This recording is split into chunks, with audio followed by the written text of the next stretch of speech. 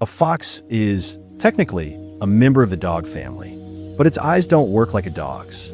Its claws don't work like a dog's.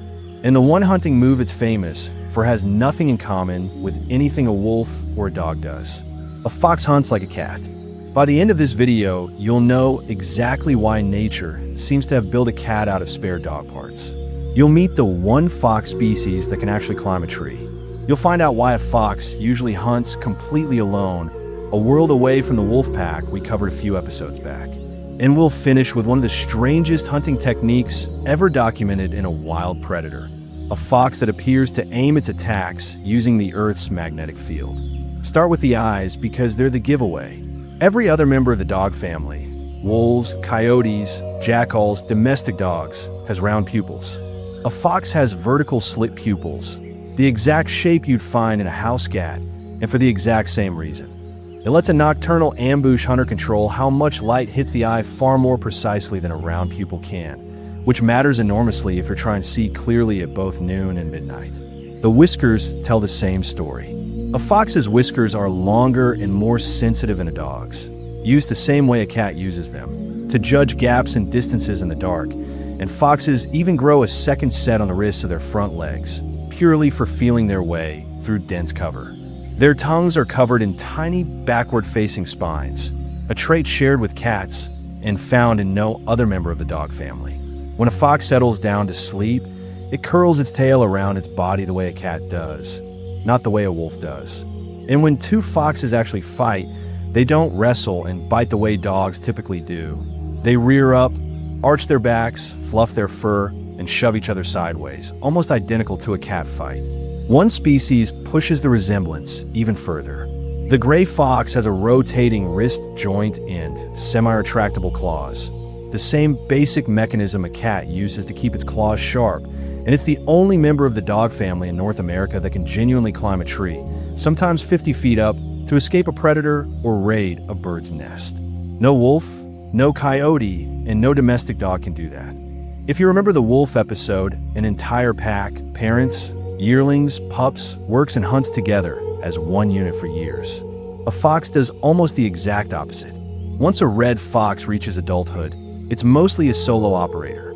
It hunts alone, forages alone, and holds its own territory, anywhere from about 1 to 20 square miles, depending on how much food the area offers.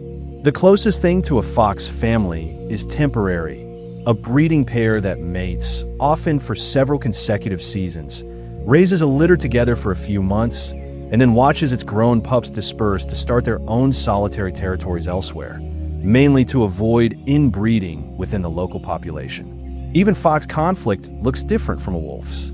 Rather than risking real injury in a fight, two foxes competing over territory usually settle it through a loud, explosive screaming contest called geckering, shoving each other backward while shrieking until one gives up and backs away.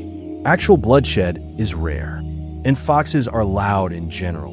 They have one of the largest vocal repertoires of any wild canid, including the notorious fox scream, a piercing shriek during mating season so unsettling that wildlife hotlines get calls every year from people convinced they heard a person in danger.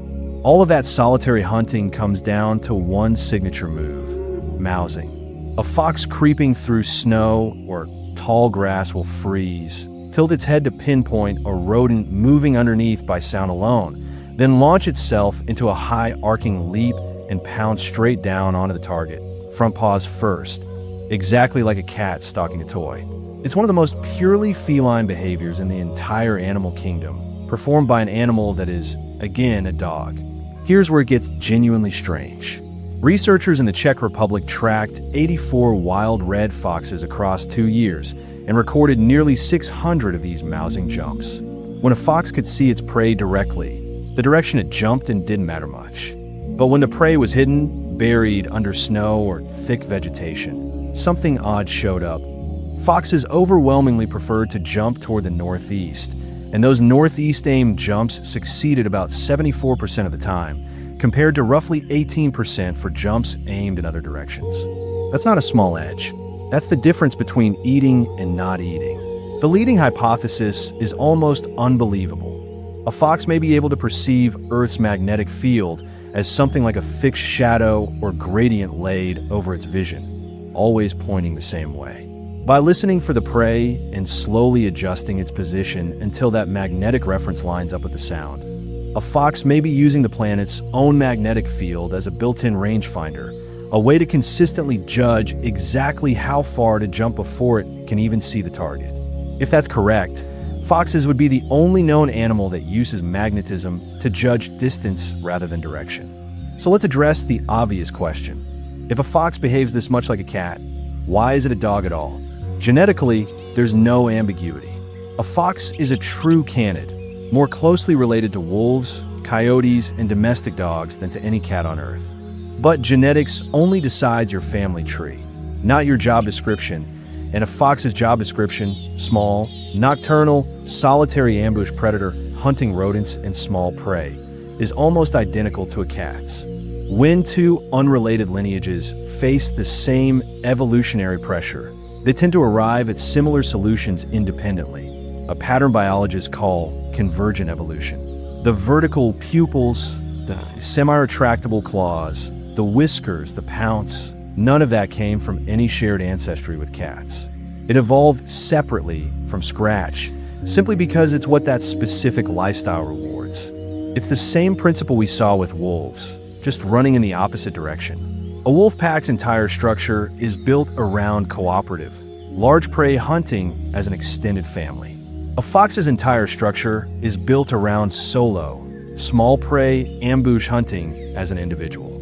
Same family tree, same continent, sometimes even overlapping territory, and almost nothing about how they actually live looks the same.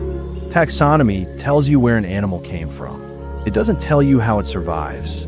So the next time you hear a fox described as a wild dog, remember, it's dog on paper and cat in almost every way that actually matters day to day. Next episode, we're either finally doing that lion myth bust or heading into the forest for a bear myth just as persistent, the one about outrunning a bear downhill. Tell us which one in the comments, and subscribe if you want to see it.